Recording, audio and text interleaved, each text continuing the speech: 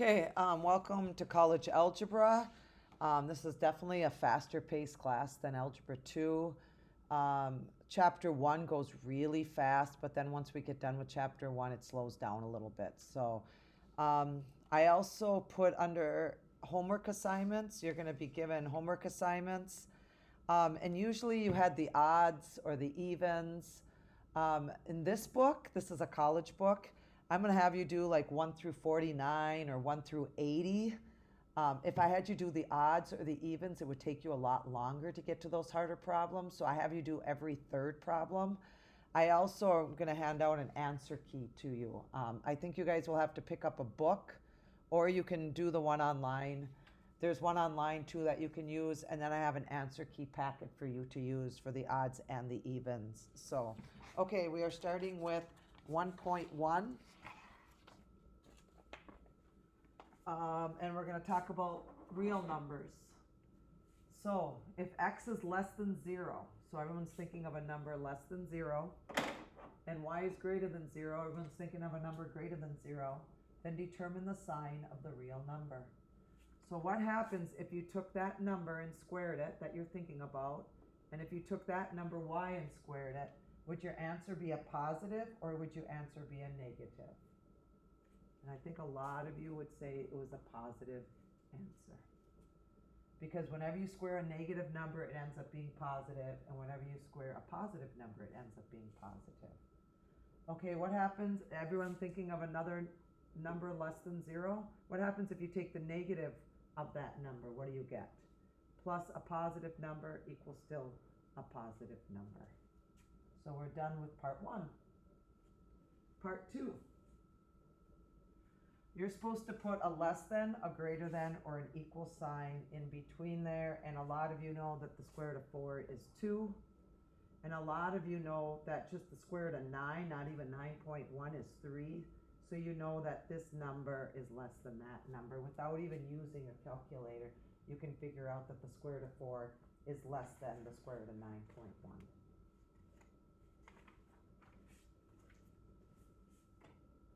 Okay, part 3, translate. So all they want you to do is translate from words into symbols. The negative of x is greater than or equal to 3. Final answer. Okay, part 4, you have to rewrite without using the absolute value sign. You have to rewrite without the absolute value sign. The beginning ones are easy. Well, the first one is easy, and then the rest of them, I'll show you what we're doing here. The absolute value of a negative 4 ends up being a positive 4, and the absolute value of a negative 5 ends up being a positive 5. So without the absolute value signs, the answer would be 9. Okay, now these. Remember, whenever you do absolute value, whenever you talk about absolute value, your final answer needs to come out to be a positive answer, because absolute value means positive. Well, look at here, this. Do you see the absolute value of x minus 4? It's not a number, it's just an expression, the absolute value of x minus 4. And your x value needs to be less than 4. So you're thinking about the x values less than 4. So think of a number less than 4.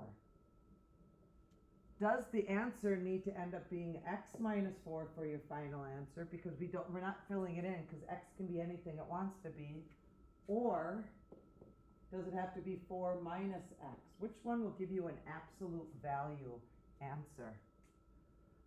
When x is less than 4, for example, let's say x is 2. I'm just thinking of the number 2. Is 2 less than 4, you guys? Yes. What happens if we put 2 in the first one or 2 in the second one? Which one's going to end up being the positive answer? You would have to write the absolute value of x minus 4. This is the final answer. You'd have to write it as 4 minus x if you want it to be a positive answer.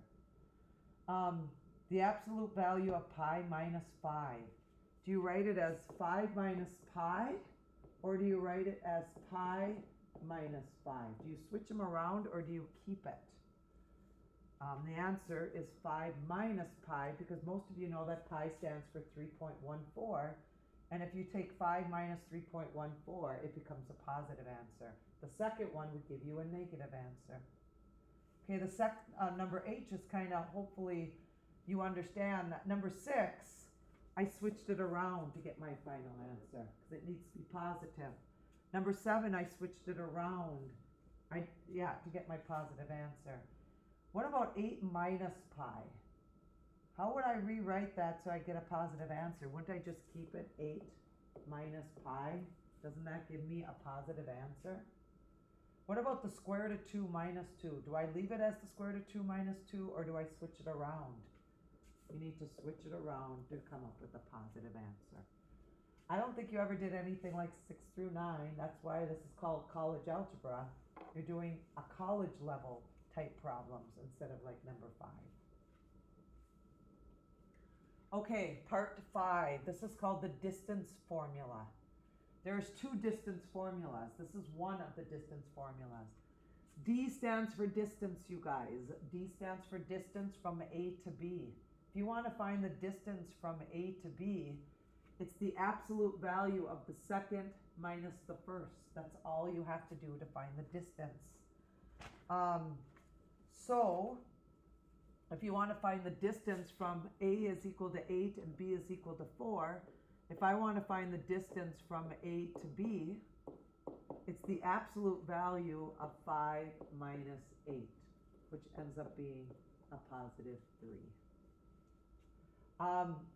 I can add another letter. Let's add the letter C to this. Let's have the letter C being 2. Let's say D is equal to C comma A. What's the formula? It's the distance of A, which is 8. It's the second one minus the first one, which is equal to 6. It doesn't have to be A and B. Those are just irrelevant letters. We can switch it to C and A. This is really important, part 6. You're going to have 3 problems like this on the test. I want you to star this section, part 6. You have to either put an equal sign or a not equal sign in between these two. You can either put an equal sign or a not equal sign in between these two. I need you to remember this for the test.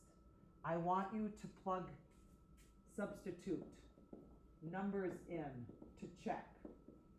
I'm going to let A equal 1. I'm going to let B equals 2. And I'm going to let C equals 3. And I'm going to look by substituting it in. A is 1 and B is 2. Wouldn't I multiply those two together to get a 2 then? A times C is 3 divided by 1. And B plus C is 2 plus 3. These are equal to each other. Just by substituting numbers in, I can check it to see if it works. Again, for part 6, there's gonna be 3 problems like this on the front page. If you don't use substitution and you just give me an equals or a not equals and you get it wrong, it's worth 2 points. So you will get no credit for it if you get it wrong. So I want you to use numbers to check to see if it works. And then we only have 2 more problems and I think we are done. Change 4.82 times 10 to the negative third. Oh, I forgot this one, number 12. Write this as scientific. There has to only be a 3 on the left side. It has to be less than 9 or less, times 10. I move the decimal over 1, 2, 3, 4, 5 places. 3.21 times 10 to the positive 5. And if I want to go the opposite direction, it's already in decimal form, and I want to put it back into numerical form. I want a smaller number because it's a negative exponent. I need to move over 3 places to the left. It's going to be 0.00482. And that is it for 1.1. Your assignment is 1.1, go to your book, 1.1, and do 1 through 49 every third. Do not do 46 though. When I say every third, you're starting with 1, then 4, then 7, then 10, then 13, and so on.